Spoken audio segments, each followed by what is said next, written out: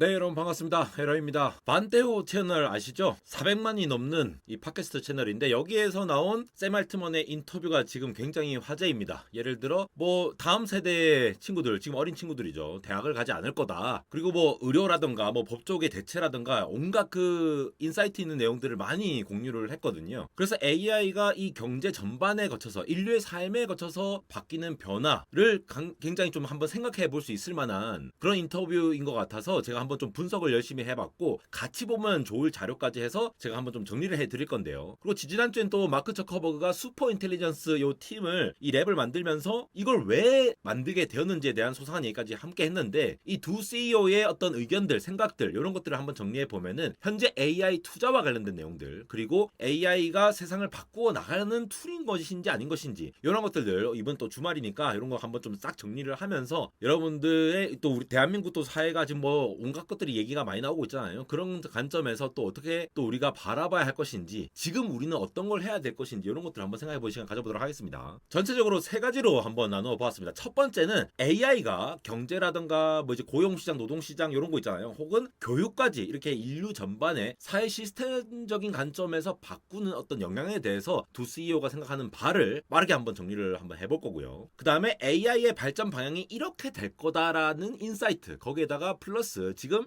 빅테크 플러스 해서 온갖 그 인프라 투자가 지속되고 있잖아요. 여기 관련된 내용들을 한번 정리해 드릴 거고 마지막으로 AI 관련한 위험성이라든가 사회 윤리적 문제 이런 것들 체형적으로 정리를 한번 해보면서 들어보면 좋을 것 같습니다. 첫 번째는 바로 이 부분입니다. 생산성이 향상된다라는 관점이죠. 자, 요거는 에포크 AI에서 정리된 요 자료들인데 자, 이게 뭐냐면은 결국 AI 모델들이 시간이 지남에 따라서 이 토큰당 가격 100만 토큰당 가격을 USD 달러로 이렇게 쭉 봤을 때에 천천히 하던 것도 1년에 9배는 빨라지고 굉장히 빠른 거는 1년에 900배까지 빨라졌다는 겁니다. 이거 GPT-4, 4.5 뭐 여러 가지 이 PhD 수준으로 이 벤치마크를 달성하는 이 비중을 계산을 해서 역으로 한번 산출을 해 본 건데요. 그러니까 지능 단위당 비용이라고 볼 수 있는데 진짜로 지난 5년 동안 매년 10배 이상의 코스트를 절감해 왔다라는 게 샘 알트먼의 인터뷰에 나옵니다. 본인도 직접 인터뷰를 하면서 이런 얘기를 해요. 자기가 이제 며칠 동안 걸릴 컴퓨터 프로그래밍 작업을 AI로 단 5분 만에 끝낸 경험을 예로 듭니다. 이거는 뭐 샘 알트먼뿐만 아니라 굉장히 많은 사람들이 지금 겪고 있는 얘기죠. 뭐 바이브 코딩이니 로우 코딩이니 노 코드니 뭐 이런 얘기들 있잖아요. 저도 한번 다루들었죠. 그래서 원래 굉장히 그 돈을 많이 줘야지 할 수 있는 이런 프로그래머의 작업들을 그리고 그 프로그래머조차도 2, 3일 동안 막 열심히 해야 되는 작업들을 AI가 1달러 미만의 컴퓨팅 토큰으로 해냈다라고 주장을 한다라는 거죠. 이 내용이 인터뷰 내용이 나오는데 물론 뭐 단편적으로 이렇게 얘기를 할 수 있나라고 주장을 하시는 분들도 있겠지만 어쨌든 내가 뭔가 프로그래밍을 하고 싶은데 프로그래머한테 안 맡기고 이 적은 토큰 비용을 통해서 만들 수 있다라는 관점에서는 많은 사람들이 공감을 하실 수가 있겠죠. 그러니까 이거는 사실 AI 혁명이라고 하는 게 인터넷 혁명이라든가 모바일 혁명에 비해서 정말 어마무시한 생산성 혁명이 있었다라고 할 수 있는 부분들이 되겠죠. 거기다가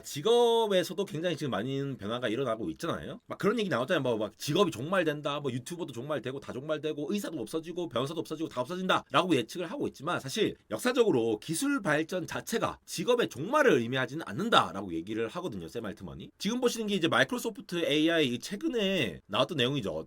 The Path to Medical Super Intelligence. 메디컬 쪽입니다. 이거 굉장히 화제가 됐던 게 여기 이제 볼트치만 보시면 돼요. 여기 볼트치가 뭐라고 돼 있냐? More than 4 times higher than a group of experienced physicians. 굉장히 숙련된 의사들보다 4배나 더 높은 진단을 마이크로소프트 AI가 해냈다라는 것. 이 85%라고 하는 것이. 이게 인간과 동등 수준이다가 아니라 인간보다 훨씬 더 잘하는 이런 것들을 지금 냈다라는 거죠. 이게 왜 화제가 됐냐면은 이 MAI DXO 같은 경우에는 이 시스템이 점차 이 기존에 있는 의료업계랑 잘 협업이 될 수 있도록 결합이 될 수 있도록 굉장히 빠르게 발전이 되고 있더라고요. 왜냐하면 의료계라는 곳이 아무래도 굉장히 보수적인 집단이지 않습니까? 사람의 생명을 담보로 해서 굉장히 오랫동안 트레인된 전문가 집단이 뭔가를 하고 있는 것이기 때문에 이런 기술적인 것들을 갑자기 이게 도입하기가 쉽지 않겠죠. 근데 이미 이렇게 4배나 높은 수준의 정도가 나오면은 이 사람보다 훨씬 더 하기 때문에 사실 지금 의료계조차도 굉장히 많은 시설들을 많이 갖고 오잖아요. 예를 들어 뭐 라섹 같은 경우에도 몇 세대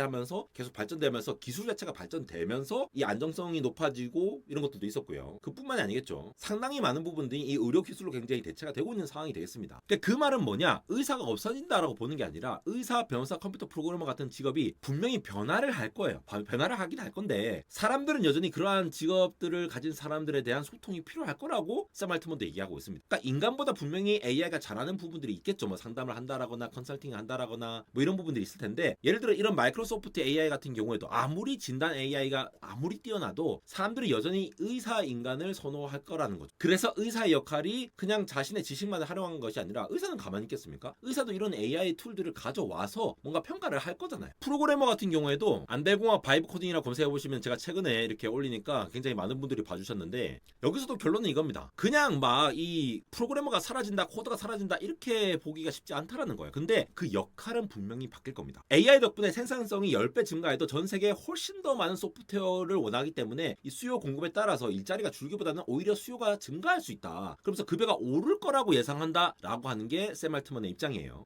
비슷하게 볼만한 게 지금 보시는 것이 이게 파이썬이고 C이고 그다음에 X86 어셈블리거든요. 저 이거 대학교 3학년 때 어셈블리어로 직접 다 짜가지고 막 이렇게 2학년 때였나? 이거 막 짜가지고 X86 기반으로 막 그래픽 구현하려고 엄청나게 많은 코드 막 집어넣고 했던 건데, 했던 적이 있었는데, 지금 어셈블리어로 하고 있는 사람은 아마 딥시크의 이 PTX를 이용해서 쿠다 라이브러리를 쿠다 위에 하이 레벨에서 쓰는 게 아니라 아주 그 하드웨어 레벨로 컴프레션 하려고 하는 사람들, 그런 특수한 집단 말고는 거의 대부분 C보다도 더 하이 레벨인 파이썬을 많이 쓰는 추세죠. 이렇게 층위가 나뉠 수 있고, 만약에 과거에 이 기계어 같은 경우에 프로그래밍을 한 사람이 지금도 있을 수는 있겠지만 거의 없잖아요. 그러니까 프로그래머의 역할이 이렇게 어셈블리어의 기계어 수준으로 접근을 하던 거에서 더 하이 레벨로 온 것처럼 AI의 이 로우 코드, 노 코드, 그리고 바이브 코딩 같은 추세도 아마 이렇게 되지 않을까. 프로그래머가 사라지는 것이 아니라 프로그래머의 역할이나 배워야 하는 어떤 특정한 타겟이 달라질 수 있다, 이렇게 볼 수 있는 측면이 있겠죠. 그러면서 가장 인상 깊었던 것이 바로 교육인데요. 자, 샘 알트먼 이런 얘기를 합니다. 샘 알트먼 자신의 아이가 AI보다 똑똑해지는 일은 없다. 뭐 당연하지 않겠습니까? 그걸 이제 현실 자각을 하고 있는 거죠. 그러면서 이 아이들은 제품과 서비스가 자기보다 훨씬 똑똑하고 유능한 세상에 살 거라는 거죠. 이게 모든 아이들의 미래입니다. 그래서 그러한 환경에서 애초에 자란 아이들은 별 상관없을 거다 적응하면서 하는데, 샘 알트먼의 걱정은 뭐다? 바로 부모 세대가 걱정이라는 거죠. 우리가 걱정이라는 거예요. 아이들은 그냥 새로운 기술, 예를 들어 요즘 아이들은 그냥 뭐 스마트폰 아주 자연스럽게 쓰잖아요. 오히려 자기들이 유튜버 올리고 유튜버 되고 자기들이 코딩해서 뭐 만들고 이렇게 하는 거, 이거 자체가 굉장히 자연스럽게 하는데, 오히려 성인들이라든가 저보다 더 나이가 많이 드신 분들, 말 그대로 이 기계의 접근성이 떨어지시는 분들한테 굉장히 갑자기 세상이 바뀌어버리는 거니까 적응하기 어렵다는 거죠. 적응하기 어렵다는 것이 돈을 못 벌게 될 수도 있다, 혹은 삶 자체가 어려울 수 있다라는 거죠. 예를 들어 뭐 계산기가 등장했다, 컴퓨터가 등장했다라고 했을 때도 굉장히 시대가 많이 바뀌었고, 구글이 등장했을 때도 어떤 수학 교육이라든가 역사 교육 이런 것들 그냥 구글에 검색하면 되니까, 예전에는 도서관 가서 복사기에 복사해가지고 복사 카드 넣어가지고 한 개에 30원 이렇게 출력해가지고 그 붙여가지고 막 형광펜 찍고 이렇게 발표하던 시절이 있었잖아요. 근데 지금 구글을 하면 되잖아요. 교육 자체가 달라졌다는 거죠. 그리고 대학 교육 자체도 현재 대부분 사람들한테는 잘 작동하지 않을 수 있으니까 한 18년 후에는 지금과는 굉장히 다른 모습이 될 거다라는 거죠. 이거는 가르치는 사람도 그렇고 가르침을 받는 사람도 그럴까라고 본다라는 거죠. 그러면 이제 이런 걱정이 되는 거죠. 자, 7세 고시라 갖고 지금 막 뭐 학습하고 하는 거잖아요. 물론 이게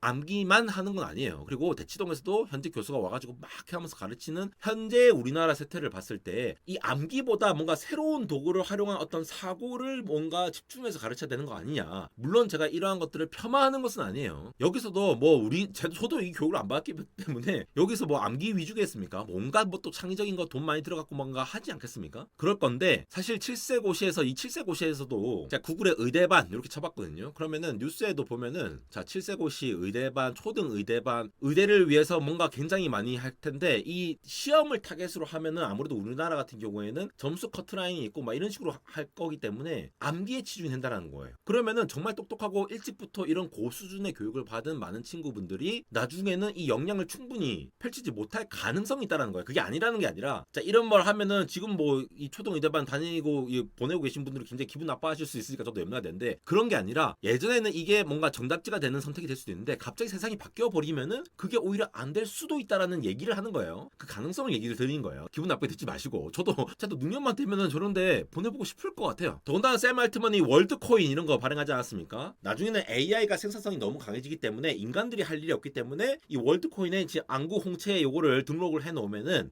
네가 인간이냐 아니냐를 구분을 해서 너 인간이면은 내가 우리가 돈을 줄게 라고 하는 굉장히 특이한 모델이죠. 그러니까 모든 사람들이 GPT-7 같은 그런 강력한 AI에 무료로 접근해서 생산성을 높이고 더 부유해질 수 있는 시나리오가 가능하다고 알트만이 얘기하는데요. 그러니까 AI의 가치가 이 AI 컴퓨팅 자원을 대규모로 소유하고 있는 뭐 예를 들어 마이크로소프트라든가 구글이라든가 이러한 오픈AI도 마찬가지겠죠. 이러한 것들한테 이러한 주체들한테 집중이 된다. 그렇게 본다면은 이 사회가 그 가치를 사람들한테 이제 공정하게 분배를 해줘야 된다. 이러한 새로운 경제 모델이 필요하다. 지금 자본주의의 한계를 이 AI 생산성이 너무 높아진 상황에서 새로 이제 쇄신이 필요하다. 뭐 약간 이런 얘기를 하고 있거든요. 그러면서 이 월드콘에서 나왔던 이 보편적 기본 자산에 대한 얘기를 하는데 AI가 열심히 만들어내면 이거를 어느 부분적으로 소유할 수 있는 약간 공산주의 개념 비슷하면서도 생산성을 극대화한 상태에서 나눠 가질 수 있는. 근데 또 디인포메이션에 인터뷰한 마크 저커버그 입장에서 이 생산성 관련해서는 또 한 가지 얘기하는 게 AI가 최근에 이 메타의 엔지니어들을 쫙 모았잖아요. 슈퍼 인텔리전스 랩이라고. 그래서 정말 똑똑한 애들만 모았거든요. 그러니까 마크 저커버그 입장에서는 진짜 많이 필요 없다. 그냥 똑똑한 애들만 뽑아가지고 딱 만들어갖고 굉장히 덴스하게 해놓으면은 인텐시브하게 해놓으면은 만들 수 있다라고 얘기를 하고 있는 거죠. 근데 여기서 중요한 내용이 이겁니다. 라마포 같은 거를 개발을 하다 보니까 AI가 다른 AI 시스템을 스스로 자율적으로 개선하는 어떤 초기 단계를 발견했다는 거예요. 그러면서 확신을 얻었답니다. 이거 AI가 진짜 다 바꿀 수 있겠다라고 확신을 가지고 어마무시하게 한 사람당 연봉 1,000억이면은 진짜 정말 그냥 그렇게 하는 게 낫다는 거죠. 적당히 똑똑한 사람도 필요 없다는 거예요. 진짜 똑똑한 사람들만 모아가지고 해도 이게 된다라고 보고 엄청나게 투자를 하고 이게 다 싸게 친다라고 보고 있다는 거죠. 근데 특히나 다른 AI 연구하는 것보다 마크 저커버그는 조금 약간 생각을 달리하고 있는 게 우리는 SNS, 소셜 미디어, 엔터테인먼트 위주로 삶이 얼마나 창의적이고 풍부해질 수 있느냐에 집중하고 있는 거지 생산성 그 자체에 너무 집중하고 있지 않다라고 하면서 약간 결을 달리하고 있는 부분도 얘기를 하고 있습니다. 자, 지금까지가 얼마나 AI가 세상을 바꿀 수 있느냐에 대한 관점이었다면은 두 번째는 AI 발전 방향이 어떻게 될 것인가. 지금 보시는 건 이 트랜지스터의 발전 방향이죠. 정말 거대한 이러한 트랜지스터가 있었던 반면에 지금은 뭐 핀펫에서 게이트 어라운드 막 이렇게 얘기하고 있잖아요. 엄청나게 많이 넣고 있는데 이런 트랜지스터의 발전이 사실 의료계든 컴퓨팅 이 모든 세상을 다 바꿔놨잖아요. 이런 거를 생각해 보면은 AI는 진짜 저평가가 되었다라고 얘기를 하는 것이 샘 알트먼의 관점입니다. 그러니까 인프라 투자를 엄청나게 많이 해야 한다라고 보고 있다는 거죠. 그러니까 한동안에는 이 AI 회사라는 말이 사라지고 이 제품과 서비스가 당연히 AI를 가지고 운영되는 요즘 우리가 인터넷 회사라는 얘기 씁니까? 안 쓰잖아요. 인터넷은 당연하죠. 유통회사도 인터넷이 당연한 시대가 됐고 뭐 하나 심지어 공공정부 뭐 정부에 들어가서 등본 하나 떼려고 하더라도 인터넷에 들어가니까 그거를 뭐 정부 보고 인터넷 정부라고 합니까? 물론 그런 브랜딩 표현을 쓰긴 하지만도 굳이 구분 안 하죠. 인터넷이 저번에 깔렸기 때문이죠. 그래서 AI가 사용자를 대신해서 그냥 웹을 만들어버리고 정보를 그냥 요약을 해줘버리면 되니까 이 AI 에이전트의 역할이 굉장히 중요시 될 거다. 굉장히 널리 퍼질 거다라고 얘기를 하면서 인터넷이 그런 비즈니스 모델을 가진 것처럼 AI 시대에는 또 AI만의 새로운 또 모델이 나올 거다라고 보고 있는 거죠. 샘 알트먼은. 그러면서 샘 알트먼도 지금 어마무시한 용량의 파워 캐패시티의 이 AI 센터를 만든다, 데이터 센터를 만든다는 얘기가 나와서 제가 좀 찾아봤는데 지금 순위별로 데이터 센터 보면은 자 메가와트 단위로 60와트, 12메가와트, 쭉쭉쭉 100메가와트, 130메가와트, 자 315메가와트 이런 것도 있죠. 차이나 텔레콤에서 150메가와트도 있고 650메가와트 이런 것도 있습니다. 진짜 크죠. 근데 이것보다 더 큰 수준 알트먼은 지금 텍사스에 건설 중인 1기가와트짜리 규모의 데이터 센터 이것도 언급을 하고 있고 이런 재밌는 표현을 했어요. 이 지구의 마더보드 같은 역할을 한다. 핵심이 된다라는 거죠. 여기에서 뭔가 다 운영이 된다. 그래서 이렇게 거대한 규모의 AI를 운영을 하려면 결국은 핵융합 에너지 같은 그러한 것들이 빨리 가속화돼야 된다라고 하면서 뭐 토카막이라든가 저도 여러 번 다뤄드렸잖아요. 안될 과학에서도 많이 다뤘고 그런 내용들 그런 것들이 진짜 빨리 가속화되겠다. 이렇게 니즈가 커지면은 거기에 대한 연구 투자가 빨리 되면서 그만큼 빠르게 에너지를 또 가져가는 방법들을 많이 고민하고 있지 않을까 이런 생각이 들었고요. 또 마크 저커버그는 지금 수천억 달러를 컴퓨팅 투자를 하고 있는데 이 수 기가와트의 규모 클러스터를 만들고 있죠. 지금 하이페리온 같은 이런 거 맨하탄 크기로 봤을 때 맨하탄 크기 이렇게 다 덮는 진짜 어마무시한 크기 아닙니까? 그래서 프로메테우스, 하이페리온 이런 것들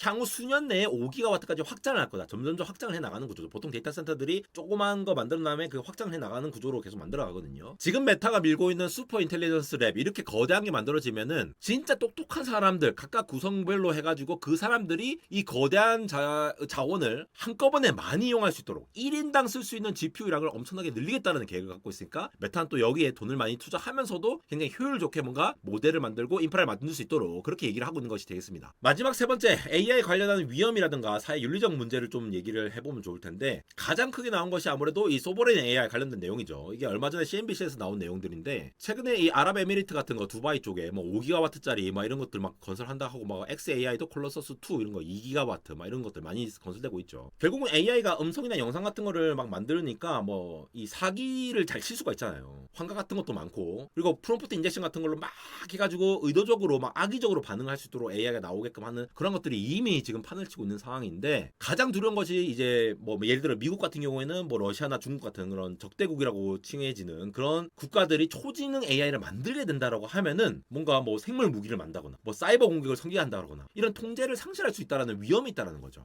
그러면서 우리가 뜻하지 않은 방향으로 퍼져 나간다면 문제다. 우리나라에서도 지금 뭐 국가대표 KAI 뭐 국가대표 AI 만든다 뭐 해가지고 지금 막 경쟁하고 있었잖아요. 최근에 한정원 기자님 지디넷에서 이렇게 뭐 소버린 AI 정의 두고 네이버 KT 정면 충돌이라면서 최지웅 KT 클라우드 여기서는 데이터 주도권 중점, 이 얘기가 왜 나왔느냐? 요거 이제 나왔던 게 KT 클라우드가 마이크로소프트랑 같이 이제 협업해서 하거든요. 그래서 이거에 대해서 굉장히 그 네이버에서 크게 비난을 했습니다. 그건 진정한 소버린 AI가 아니다. 그러니까 KT 입장에서는 기술 국적이 중요한 게 아니라 데이터 주권 자체가 중심이다 이라고 얘기를 하고 있고, 네이버는 이제 기술 자립이 진짜 소버린 AI다 얘기하고 있거든요. 근데 사실 네이버는 이 두바이 같은 데 가서 아까 UAE가 뭐 5기가와트 데이터 센터 만드는데 거기서 이제 소버린 AI 하면서 협력을 하고 있거든요.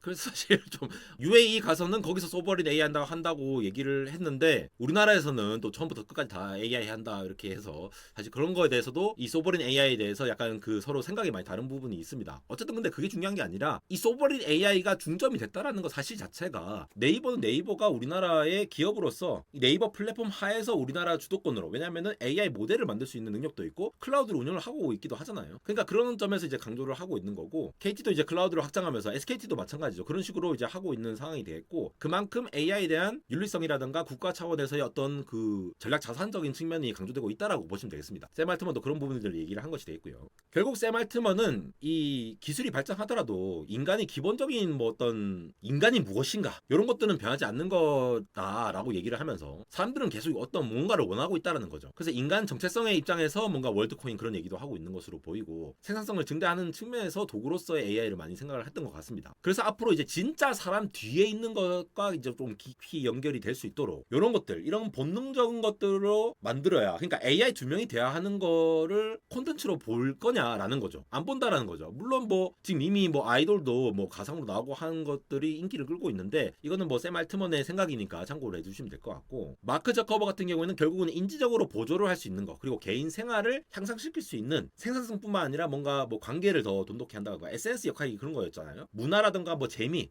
좀 재밌게 사는 거, 창의성 이런 것들을 좀 강조한다라고 보시면 되겠습니다. 지금까지 에러였습니다.